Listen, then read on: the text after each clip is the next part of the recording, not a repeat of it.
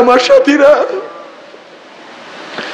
আমার কলবের মধ্যে স্বামীকে মোহাব্বত করার মতো, স্বামীকে স্থান দেওয়ার মতো কোনো জায়গা খালি নাই। আমার কলবের মধ্যে আমার মাওলার মোহাব্বত এমন ভাবে ঢুকছে, আমি যেদিকে তাকাই শুধু মাওলা, মাওলার মাওলা, মাওলার মোহাব্বত ছাড়া অন্য কার মোহাব্বত ঢুকাবার কোনো জায়গা নাই। মাওলা রে,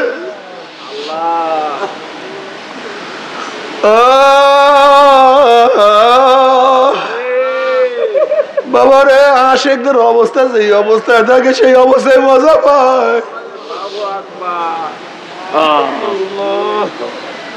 বাবা রে, মোহাব্বত করো, আমার মাওলার মোহাব্বত কি যে মজা, ওই মজা তো কেউ কাউকে বয়ান করতে পারবে না। কিয়ামতের ময়দানে আশিকদের অবস্থা কি হবে? আশিকারা রোজে মাহশার বা কিয়ামত কারিনিস, আশিকারা রোজে মাহশার বা কিয়ামত কারিনিস, আশিকারা জুস্তামাশা ইজামাল হুয়ারিনিস। কিয়ামতের ময়দানে আশিকদের অবস্থা কি হবে? কিসের কিয়ামতের ময়দান, কিসের মিজান, কিসের বুসরাত, তাদের কোনো হুঁশ থাকবে না। তারা দৌড়ে গেল, আমার মাওলাই কই, আমার মাওলাই কই, আমার মাওলাই কই, আমার মাওলাই কই। যখন পাগলরা মাওলাকে দেখার জন্য দৌড়াদৌড়ি শুরু করবে, জান্নাতি থেকে আমার মাওলায় প্রশ্ন, জান্নাতিরা আমি তোমাদের সাথে যে ওয়াদা করছিলাম সেই ওয়াদাকে আমি পালন করছি নাকি? তখন জান্নাতীরা বলল, মাওলা হে, তুমি যে ওয়াদা করছো তার চেয়ে কোটি কোটি গুণ বেশি নেয়ামত আমরা পেয়ে গেছি, কিন্তু একটা ওয়াদা এখনো পালন করো নাই। ওমনি আমার মাওলায় ফেরেশতারা আমি ওয়াদা করেছিলাম জান্নাতের মধ্যে আমি তাদের সাথে সাক্ষাৎ করব, কিন্তু এখন আমি সাক্ষাৎ করি নাই। ও ফেরেশতারা নূরের পর্দা সরাইয়া দে। যখন 70,000 নূরের পর্দা সরাইয়া দেওয়া হবে, নবী আলাইহিস সালাতু ওয়াস সালাম ফরমান, সাতারাউনা রাব্বাকুম কামা তারাউনাল কমারা লাইলাতাল বদরে, যেরকম পূর্ণিমার চন্দ্র আকাশে উদিত হইলে বিরাবিরি ধাক্কা ধাক্কি ব্যতীত প্রত্যেকের জায়গার থেকে পূর্ণিমার চন্দ্র দেখিতে পারে, ঠিক আমার মাওলায় যখন নূরের পর্দার মধ্যে থেকে বের হয়ে আসবে, প্রত্যেকটা জান্নাতি আমার মাওলাকে দেখিয়া ফেলাইবে। আমার মাওলাকে দেখার সাথে সাথে আমার মাওলার সামনে সবাই সেজদার মধ্যে পড়িয়া যাবে, মাওলার দিদারে মত্ত হইয়া যাবে। কোন রওয়ায়াতের মধ্যে আছে এক সেজদা 40,000, কোন কোন রওয়ায়াতের মধ্যে আছে এক সেজদা 70,000 বছর কাটিয়া যাবে, কিন্তু জান্নাতীদের হুঁশ থাকবে না। ওমর ইবনে খাত্তাব রাদিয়াল্লাহু তাআলা আনহু, ওমর ইবনে খাত্তাব রাদিয়াল্লাহু তাআলা আনহু ইসলাম গ্রহণ করার আগে তার অবস্থান কি ছিল আমরা সবাই জানি। আপনারা জানেন দুই ব্যক্তি সবচেয়ে হতভাগা, সবচেয়ে নিকৃষ্ট। কয় ব্যক্তি? এর মধ্যে এক ব্যক্তি যে নবীদেরকে হত্যা করে, যেই ব্যক্তি নবীদেরকে হত্যা করে এসে খারাপ নিকৃষ্ট দুনিয়াতে আর কেউ নাই। আর ওই ব্যক্তি সবচেয়ে বড় হতভাগা যেই ব্যক্তি নবীদের মাধ্যমে হত্যা হয়। নবী যাদেরকে হত্যা করেন সেই ব্যক্তিও কমবখ্ত সবচেয়ে নিকৃষ্ট, আর নবীদেরকে যারা হত্যা করে তারা সবচেয়ে নিকৃষ্ট। এর চেয়ে নিকৃষ্ট কেউ নাই। আবু জাহাল ঘোষণা দিছে, তোমাদের মধ্যে এমন কি আসো মুহাম্মাদের কল্যাণী আসতে পারবে, এরকম কি আসো? সাল্লাল্লাহু আলাইহি ওয়াসাল্লাম, নাউযুবিল্লাহ, এমন কি আসো? ওমর ইবনে খাত্তাব বলতেছে, লালুট 100 তৈয়ার করিয়া রাখো, আমি নিয়ে আসতেছি, অন্য কেউ দরকার নাই, এইটার জন্য আমি পারফেক্ট, আমি পারবো, অপেক্ষা করো, তৈয়ার করো লালুট, এই উপহার আমি নেব। নাঙ্গা তলোয়ার নিয়ে রওনা করছেন নবী আলাইহিস সালাতু ওয়াস সালাম সের মুবারক আনার জন্য। আচ্ছা বলেন তো, যেই ব্যক্তি নবী আলাইহিস সালাতু ওয়াস সালামকে হত্যা করার জন্য, সরদার দু আলমের শের আনার জন্য, আশরাফুল আম্বিয়াকে দুনিয়া থেকে ক্ষমতা খতম করার জন্য যেই ব্যক্তি নাঙ্গা তলোয়ার নিয়ে রওনা করছে, সে ভালো না খারাপ? এসছে কেউ নেই, ঠিক না? কিন্তু এই ব্যক্তি ইসলাম গ্রহণ করার পরে তার অবস্থাটা কি হয়েছে একটু দেখেন তো। সবচেয়ে দামি নবীগণ, নবীগণের চেয়ে দামি কেউ নেই। নবী আলাইহিস সালাত কি বললেন, বুখারীর মধ্যে রওয়ায়াত আছে, আমার পরে কেউ নবী হইলে ওমর নবী হয়ে যেত। যে ব্যক্তি ছিল সবচেয়ে নিকৃষ্ট, অথচ নবী আলাইহিস সালাতু ওয়াস সালাম ফরমান, আমার পরে কেউ নবী হইলে কে নবী হয়ে যেত? ওমর নবী হয়ে যেত। নবী আলাইহিস সালাতু কি বললেন, ওমর বলেও ঠিক বোঝেও ঠিক। ওমরকে যার ধারণা অনুযায়ী, যার ফয়সালা অনুযায়ী, যার মত অনুযায়ী আল্লাহ পাক বহুত কোরআন আয়াত নাযিল করে দিয়েছে। ওমর যেটা বুঝছে আল্লাহ এইটাই ঠিক, ওমর যেটা ফয়সালা দিয়েছে আল্লাহ বলেন এইটাই ঠিক, বুঝেন? অথচ ওমর আগে কি ছিল? এই ওমরকে নীল নদীর মধ্যে চিঠি লিখছে, নীল নদ, যদি আল্লাহর হুকুমে জারি হও, আমার চিঠি পাওয়ার সাথে সাথে জারি হয়ে যাও, আর আল্লাহর হুকুমে জারি না হলে তোমার জারি হওয়ার কোনো প্রয়োজন নেই। এই কাগজের চিঠি পানিতে পড়তে দেরি, জোয়ার সৃষ্টি হইতে দেরি হয় নাই। ওমর কি ছিল? এখন পানিতে কেন কথা শুনবে? এই ওমর মদিনার মধ্যে খুতবা দিতেছিলেন, আর সারিয়া রাদিয়াল্লাহু আনহু সিরিয়ার মধ্যে যুদ্ধ করতেছিলেন। সেই মদিনার মেম্বার থেকে বলছে, ইয়া সারিয়াতুল জাবাল, এ সারিয়া পাহাড়ের দিকে তাকাও। ওমর মদিনার থেকে আওয়াজ দিছেন, বাতাস তার আওয়াজ সিরিয়ায় পৌঁছায়া দিছেন। এই ওমর কি ছিলেন? সবচেয়ে নিকৃষ্ট ছিল। এখন বাতাস ওমরের কথা শুনবে কেন? ওমরের অবস্থাটা কি? একদিন মদিনার মধ্যে ভূমিকম্প সৃষ্টি হয়েছে, ওমর রাদিয়াল্লাহু তাআলা আনহু এরকম মাটির মধ্যে লাঠি দিয়ে বাড়ি, থাম, ভূমিকম্প থামিয়ে গেছে। যে ওমর এত নিকৃষ্ট ছিল, সেই ওমর নবী আলাইহিস সালাতু ওয়াস সালাম পবিত্র জবানে বারবার জান্নাতের সুসংবাদ পেয়েছেন। এই ওমরকে যে জান্নাতের মধ্যে নবী সাথী হয়ে যাবেন। ও ইসলামের আগে, ইসলাম গ্রহণ করার আগে ওমরের চক্ষু ছিল দুইটা, ইসলাম গ্রহণ করার পরে চক্ষু হয়ে গেছে চারটা। হ্যাঁ, নাক ছিল একটা, এখন হয়ে গেছে দুইটা। কান ছিল দুইটা, এখন হয়ে গেছে ছয়টা। চেহারা পরিবর্তন হয়ে গেছে। হাত, অবয়ব, পাও, বাহ্যিক শরীর। ঘটনা কি? যে ওমর এত নিকৃষ্ট ছিল, সেই ওমরের চেহারা পরিবর্তন হয় না, হাত পরিবর্তন হয় না, কান পরিবর্তন হয় না, চক্ষু পরিবর্তন হয় নাই, কিছুই পরিবর্তন হয় না। ওমর তো আগেরই ওমর, কিন্তু ওমরের মধ্যে কি পরিবর্তন হইল? সেই পরিবর্তনটা কোথায় হইল? সে কে? একদিন খুঁজছেন না, সমস্যা এখানে। ওমরের কি পরিবর্তন হইল? যে ওমরের কথা এখন বাতাস শুনে, মাটি শুনে, পানি শুনে, যে ওমরের মত অনুযায়ী আল্লাহ পাক আয়াত নাযিল করেন, যে ওমর দুনিয়াতে বসে জান্নাতে সুসংবাদ পান, ওমরের তো বাহ্যিক কিছুই পরিবর্তন হয় নাই। শুধু পরিবর্তনই না, ওমর ইসলাম গ্রহণ করার পরে তার দরিদ্রতার অবস্থা এই পর্যন্ত পুষছে যে মারা যাওয়ার পর তার জামার মধ্যে 17টা তালি ছিল। কয়টা তালি ছিল জামার মধ্যে? 17টা তালি জামার মধ্যে,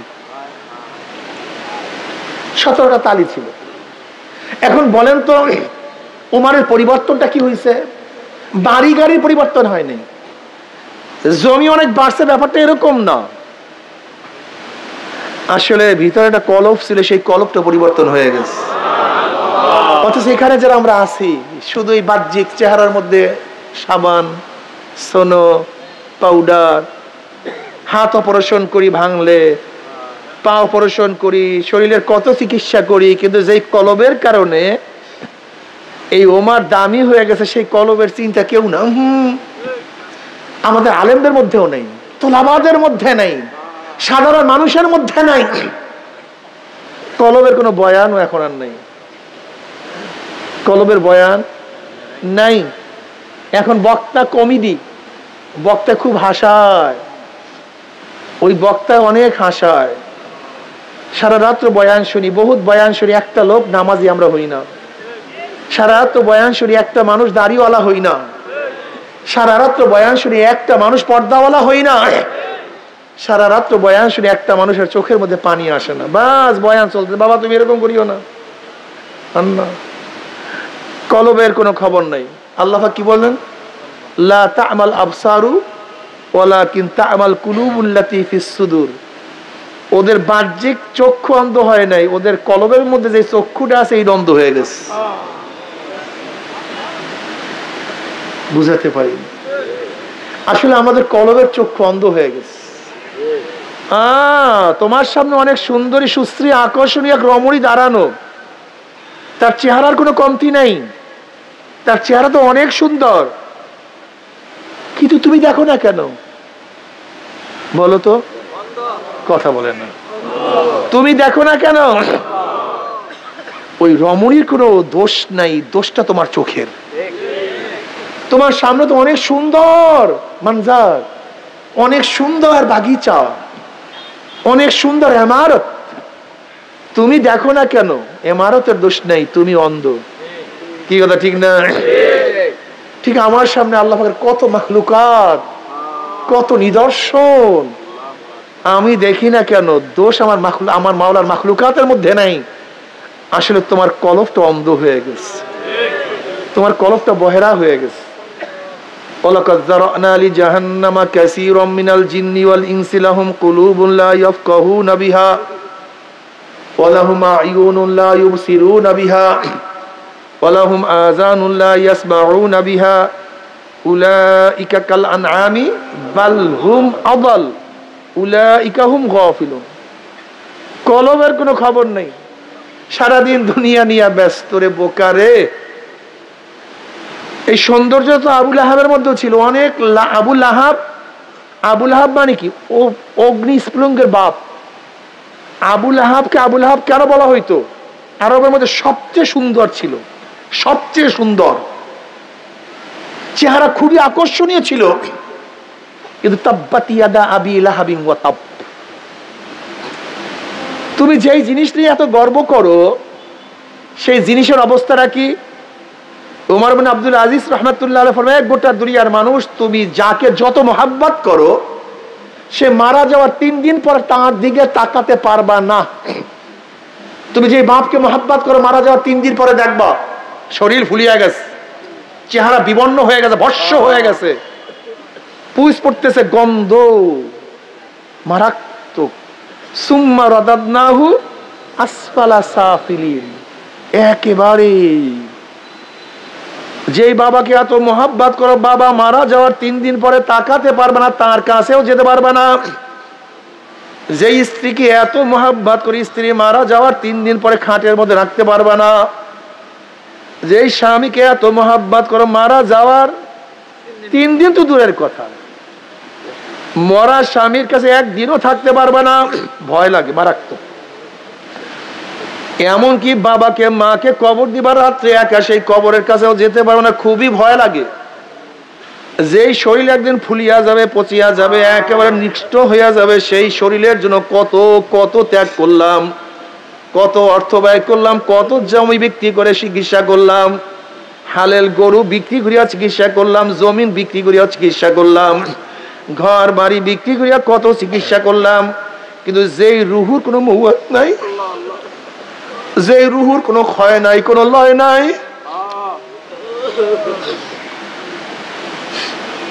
যেই রুহুর কোনো ক্ষয় নাই, কোনো লয় নাই, সেই রুহুর কোনো খবর নিলাম না। তোমার সে আমার সে বড় কপাল পোড়া কেউ হইতে পারে না। ও আমার বাবারা, কেন খেয়াল করো না? আবু বকর রাদিয়াল্লাহু তাআলার চেহারার পরিবর্তন হয় নাই, কলবটা পরিবর্তন হয়ে গেছে। আগেও মানুষ রূপী ছিল, কিন্তু মানুষ ছিল না।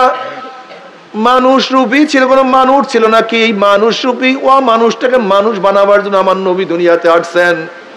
তুমি কি দেখো না, হাজারো মানুষদেরকে দামি বানাবার জন্য আমার নবী দুনিয়াতে আসছেন। বেলালে হাবশী রাদিয়াল্লাহু তাআলা আনহু গোলামজাত গোলাম, নিজেও গোলাম, বাবাও গোলাম, দাদাও গোলাম, 1 টাকার মালিকও তিনি ছিলেন না, 1 শতক জমিরও মালিক না, চেহারা কালো, কুৎসিত, দুনিয়ার মধ্যে কোনো দাম ছিল না, তার কোনো মূল্য ছিল না। আরবরা গোলামদের সাথে হীন এমন কোন অপরাধ নেই যে অপরাধ করতো না। গোলামদের সাথে তো পশুর চেয়েও খারাপ ব্যবহার করা হইতো। কিন্তু ঈমান আনার পরে, ইসলাম আনার পরে বেলাল হাবশিকে আমার মাওলায় কত কত মর্যাদা বাড়াইয়া দিছে। বেলাল হাবশি হাঁটে জমিনের মধ্যে, তার পায়ের আওয়াজ আরশের মধ্যে। বেলাল হাবশি হাঁটে জমিনের মধ্যে, পায়ের আওয়াজ আরশের মধ্যে। বেলাল হাবশি জমিনের মধ্যে আজান দেয়, 7 তবক আসমান ভেদ করে আরশের মধ্যে আজানের শব্দ পৌঁছিয়া যায়। কিয়ামতের ময়দানে সমস্ত মানুষ উঠবে পায়ে হাঁটিয়া, আর বেলাল হাবশি মর্যাদার কারণে উঠবে উটের পিঠে চড়িয়া। আমার নবী যে উটের উপরে থাকবেন, সেই উটের রশির লাগাম থাকবে বেলাল হাবশির কাছে। এই মানুষটাকে কত দামি বানায় বলে, ইসলাম কত মূল্যবান বানায় বলাইছে। বাবারে, এ তো আগেকার ঘটনা বললাম। বর্তমান যুগে ইসলাম অনুযায়ী যারা চলে, ঈমান অনুযায়ী যারা চলে, আমার নবী আলাইহিস সালাতু ওয়াস সালামের আদর্শ নীতি মানিয়া যারা চলে, এই মাজলিসের মধ্যে এমন লোক আছে যারা একসময় খারাপ ছিল, একসময় গাঁজা মদ ইয়াবা পান করতো, এখন জবানের মধ্যে জিকির জারি করিয়া ফেলাইছে। একসময় নামাজ পড়তো, এখন নামাজ ছাড়তে পারে না। এক সময় সেলুনে গিয়া সময় লস করিয়া টাকা দিয়া দাড়ি কাটতো। ওই লোকটা কি এখন যদি 1 কোটি 100 কোটি টাকা দিয়া দেওয়া হয়, তোমাকে 100 কোটি টাকা দিলাম, তুমি দাড়ির মধ্যে পোষ মারো, ওই 100 কোটি টাকার মধ্যে লাথি মারবে, কিন্তু দাড়ির মধ্যে পোষ মারতে পারবে না। যে ব্যক্তি আগে সময় নষ্ট করিয়া দাড়ি কাটতো, আর এখন তাকে টাকা দিল দাড়ি কাটে না, কারণটাকে পরিবর্তনটা কোন জায়গায় হয়েছে? আসলে হাতের মধ্যে, চোখের মধ্যে, চেহারার মধ্যে পরিবর্তন হয় নাই। আগে কলবটা ছিল কালো, কুৎসিত, নিকৃষ্ট। এখন কলবটাকে ধোয়ার পরে সেই কালো সবকিছু ধরা পড়ে। বাবারে, তোমার সামনে আয়না, তুমি চেহারা দেখার জন্য বারবার চেষ্টা করো, কিন্তু আয়নায় কেন তোমার চেহারা দেখায় না? আসলে দোষ তো আয়নার না, তোমারও না। ওই আয়নার উপরে ময়লা পড়িয়া গেছে, ধুলা পড়িয়া গেছে। তুমি আয়নাকে পরিষ্কার করে দেখবা, আবার আয়না তোমার চেহারা দেখায় দিবে। ঠিক বাবারে, তোমার আমার কলমের মধ্যে ময়লা পড়িয়া গেছে,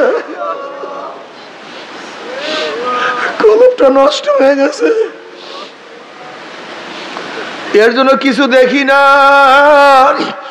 আবার কলবটাকে পরিষ্কার করো, কলবটাকে সাফ করো, দেখবো আমার মাওলার কুদরত কত সুন্দর দেখতে পারবা। আকাশের দিকে তাকাইলে আমার মাওলাকে দেখতে পারবা, সূর্যের দিকে তাকাইলে আমার মাওলাকে দেখতে পারবা, পানির দিকে তাকাইলে আমার মাওলার কুদরত দেখতে পারবা। हर गुल में तू है, रंग में तू है, बो में तू, जिधर देखता हो मैं तू ही तू है, तू ही तू है, तू ही तू। मौला আমি তো ফুল দেখি না, আমি দেখি এই ফুলটাকে কিভাবে তুমি বানাইছো। আমি তো ফুলের রং দেখি না, আমি দেখছি এই ফুলের মধ্যে রং কিভাবে লাগাইছো। আমি তো ফুলের ঘেরান শুনি না, আমি দেখি এই ফুলের মধ্যে কিভাবে ঘেরান ঢুকাইছো। তুমি সব আহসানুল খালিকিন, তুমি সবচেয়ে উত্তম স্রষ্টা, তুমি মালিক, তুমি রব, তুমি তুমি তুমি जिधर देखता हो मैं तू ही तू है, तू ही तू है, तू ही तू। আমি সব জায়গায় শুধু তোমাকেই দেখি। আমার মাওলা ডাক দিয়ে বলো, অফি আনফুসিকুম আফালা তুবসিরুন। এ বান্দা, আমাকে খোঁজার জন্য তুই কোথায় যাও? আমাকে খোঁজার জন্য চাঁদে যাওয়ার দরকার নাই, মঙ্গল গ্রহে যাওয়ার কোনো দরকার নাই, আমাকে খোঁজার জন্য সাগরের নিচে যাওয়ার কোনো প্রয়োজন নাই, আমাকে খোঁজার জন্য সৌদি আরব যাওয়ার দরকার নাই, আমেরিকা ইংল্যান্ড যাওয়ার দরকার নাই। আমি তো তোর মধ্যেই আছি, তুই কেন দেখো না? অফি আনফুসিকুম আফালা তুবসিরুন, আমি তো তোর মধ্যেই আছি। বাবারে, তোমার কাশি, তোমার বন্ধু দাঁড়ানো, কেন তুমি দেখো না? তোমার বন্ধুর তো দোষ না, তুমি অন্ধ। আমার মাওলা তো আমার মধ্যে, আমি কেন দেখি না? আমার কলম বন্ধ হয়ে গেছে, এর জন্য আমি মাওলাকে দেখি না। আমার মাওলা বলো, ফাইনামা তুআল্লু ফাসাম্মা ওয়াজহুল্লাহ, তোর চেহারা যেই দিকে ঘোরা সেই দিকে আমি। ওয়াহুয়া মাকুম আইনামা কুনতুম, তুই যেখানেই থাক আমি মাওলা সেখানেই আছি।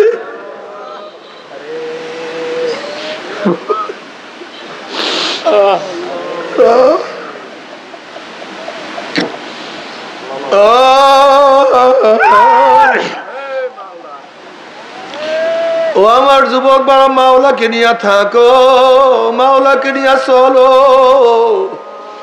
কি যে মজা, কি যে মজা। মাওলার আশেক ছাড়া কেউ তো বুঝবে না, বুঝাতেও পারবে না। ও আমার যুবক বাবা, কেন মাওলার পাগল হবে না? ঈসা আলাইহিস সালাতু ওয়াস সালাম একদিন এক জায়গা থেকে, এক বস্তির নিকট থেকে রওনা করলেন। এক যুবক নবী ঈসাকে দেখিয়ে চিনিয়া ফলাইছে, এই জমানার নবী ঈসা। যুবক বলতে ছাড়লেন, ঈসা আপনি আল্লাহর কাছে দোয়া করেন, মাওলা যেন তার মুহাব্বতের অনু পরিমাণ মুহাব্বত আমাকে দান করে। ঈসা আলাইহিস সালাতু ওয়াস সালাম বললেন, তুমি মাওলা পাকের এক অনু পরিমাণ মুহাব্বত সহ্য করতে পারবে না। যুবক বলতে আসলে, মাওলার কাছে দোয়া করেন, মাওলা যেন অর্ধ অনু পরিমাণ মুহাব্বত দান করে। আল্লাহ তুমি দান করো, আল্লাহ তোমার মুহাব্বত দান করো, তোমার ভালোবাসা দান করো, তোমার ইশক মুহাব্বত দান করো। আল্লাহুম্মা জাল হুব্বাকা হাব্বা ইলাইয়া মিন নাফসি ওয়া আহলি ওয়া মিনাল মাইল বারিদ। নবী ঈসা আপনি আল্লাহর কাছে দোয়া করেন, আল্লাহ যেন তার অর্ধ অনুপরিমাণ মুহাব্বত আমাকে দান করে। নবী ঈসা আলাইহিস সালাতু ওয়াস সালাম আল্লাহর কাছে দোয়া করেন, মাওলা হে এই যুবককে তোমার মুহাব্বতের অর্ধ অনুপরিমাণ মুহাব্বত দান করো।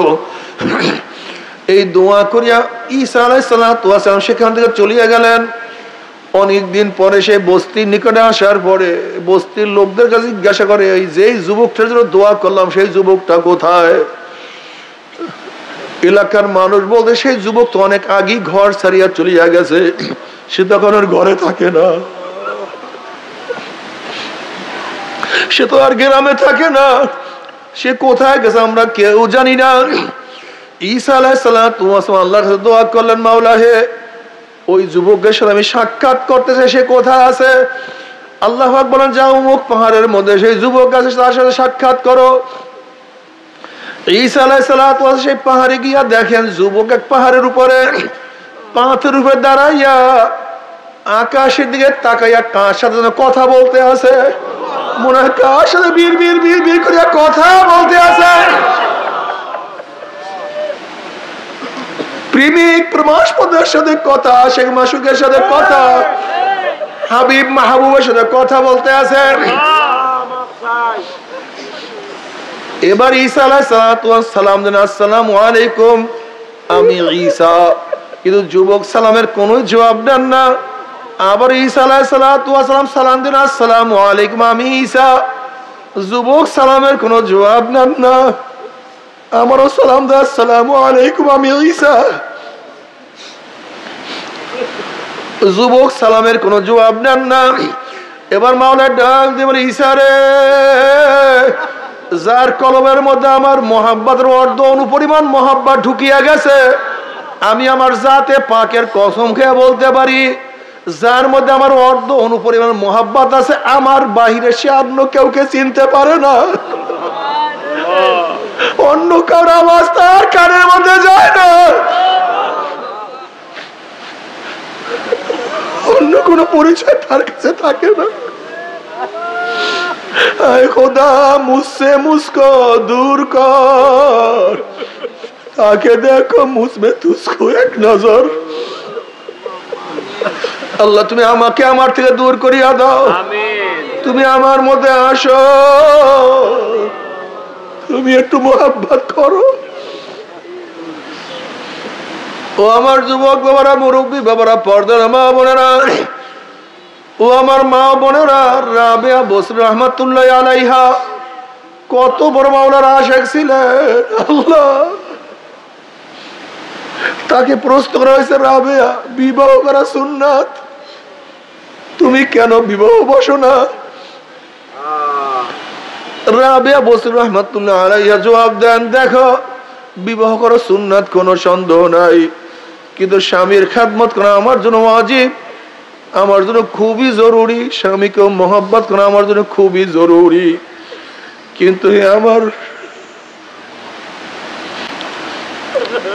আমার সাথীরা, আমার কলবের মধ্যে স্বামীকে মহব্বত করার মতো, স্বামীকে স্থান দেওয়ার মতো কোনো জায়গা খালি নাই। আমার কলবের মধ্যে আমার মাওলার মহব্বত এমন ভাবে ঢুকছে, আমি যেদিকে তাকাই শুধু মাওলা, মাওলার মাওলা, মাওলার মহব্বত ছাড়া অন্য কার মহব্বত ঢুকাবার কোনো জায়গা নাই। মাওলা রে,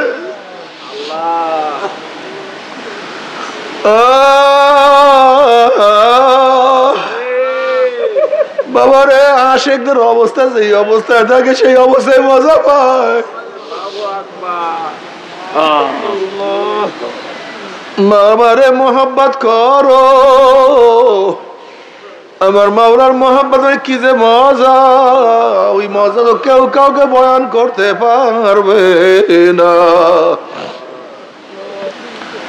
কিয়ামতের ময়দানে আশিকদের অবস্থা কি হবে? আশিকারা রোজে মাহশার বা কিয়ামত কারিনিস, আশিকারা রোজে মাহশার বা কিয়ামত কারিনিস, আশিকারা জুস্তামাশা ইজামাল হুয়ারিনিস। কিয়ামতের ময়দানে আশিকদের অবস্থা কি হবে? কিসের কিয়ামতের ময়দান, কিসের মিজান, কিসের পুলসরাত, তাদের কোনো হুঁশ থাকবে না। তারা দৌড়ে গেল, আমার মাওলাই কই, আমার মাওলাই কই, আমার মাওলাই কই, আমার মাওলাই কই। যখন পাগলরা মাওলাকে দেখার জন্য দৌড়াদৌড়ি শুরু করবে, জান্নাতি থেকে আমার মাওলায় প্রশ্ন, জান্নাতীরা আমি তোমাদের সাথে যে ওয়াদা করছিলাম সেই ওয়াদাকে আমি পালন করছি নাকি? তখন জান্নাতের বলো, মাওলা হে, তুমি যে ওয়াদা করছো তার চেয়ে কোটি কোটি গুণ বেশি নিয়ামত আমরা পেয়ে গেছি, কিন্তু একটা ওয়াদা এখনো পালন করো নাই। ওমনি আমার মাওলায় ফেরেশতারা আমি ওয়াদা করছিলাম জান্নাতের মধ্যে আমি তাদের সাথে সাক্ষাৎ করব, কিন্তু এখন আমি সাক্ষাৎ করি নাই। ও ফেরেশতারা নূরের পর্দা সরাইয়া দে। যখন 70,000 নূরের পর্দা সরাইয়া দেওয়া হবে, নবী আলাইহিস সালাতু ওয়াস সালাম ফরমান, সাতারাউনা রাব্বাকুম কামা তারাউনাল কমারা লাইলাতাল বদরে, যেরকম পূর্ণিমার চন্দ্র আকাশে উদিত হইলে ভিড়াভিড়ি ধাক্কা ধাক্কি ব্যতীত প্রত্যেকের জায়গার থেকে পূর্ণিমার চন্দ্র দেখিতে পারে, ঠিক আমার মাওলায় যখন নূরের পর্দার মধ্য থেকে বের হয়ে আসবে, প্রত্যেকটা জান্নাতি আমার মাওলাকে দেখিয়া ফেলাইবে। আমার মাওলাকে দেখার সাথে সাথে আমার মাওলার সামনে সবাই সেজদার মধ্যে পড়িয়া যাবে, মাওলার দিদারে মত্ত হইয়া যাবে। কোন রওয়ায়াতের মধ্যে আছে এক সেজদা 40,000, কোন কোন রওয়ায়াতের মধ্যে আছে এক সেজদা 70,000 বছর কাটিয়া যাবে, কিন্তু জান্নাতীদের হুঁশ থাকবে না। নবী আলাইহিস সালাতু ওয়াস সালাম ফরমান, মান আহাব্বা লিকা আল্লাহ আহাব্বা আল্লাহু লিকাহু ওয়া মান কারিহা লিকা আল্লাহ কারিহা আল্লাহু লিকাহু। যারা মাওলার সাথে সাক্ষাৎ করাকে পছন্দ করে, আমার মাওলা তাদের সাথে সাক্ষাৎ দেওয়ার জন্য অপেক্ষায় আছে। আমার মাওলা তাদের সাথে সাক্ষাৎ দেওয়ার জন্য অপেক্ষায় আছে। বাবারে, যখন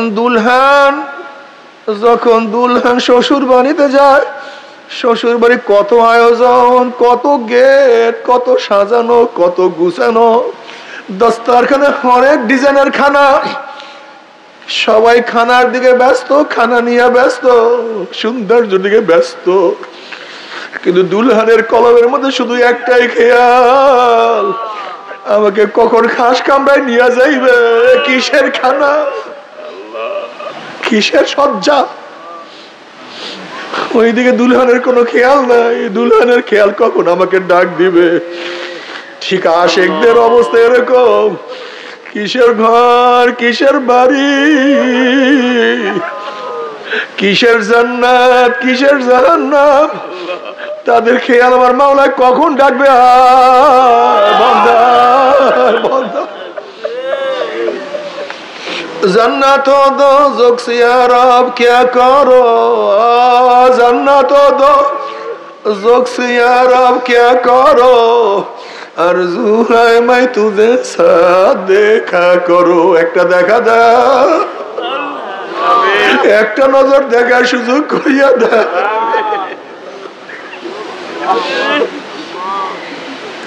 আল্লাহ বাবারে, কিছু দেখতে ইচ্ছে আমার মাওলাকে দেখার অপেক্ষায় থাকো, কিছু যদি ভালোবাসতে ইচ্ছে আমার মাওলাকে ভালোবাসো। আল্লাহ তবে বাবারে সাধনা করো, সাধনা ছাড়া হবে না, সাধনা ছাড়া হবে না, সাধনা ছাড়া আমার মাওলাকে কেউ পায় না, কেউ পাবে না। আল্লাহ তৌফিক দিয়ে দাও। যদি মাওলাকে রাজি খুশি করে মাওলার কবর যাও, মজার মজা মজার মজার মজা। আর যদি মাওলাকে রাজি খুশি না করিয়া মাওলার কবরে যাও, আল্লাহ এমন আযাব, ওই আযাব কেউ সহ্য করতে পারবে না।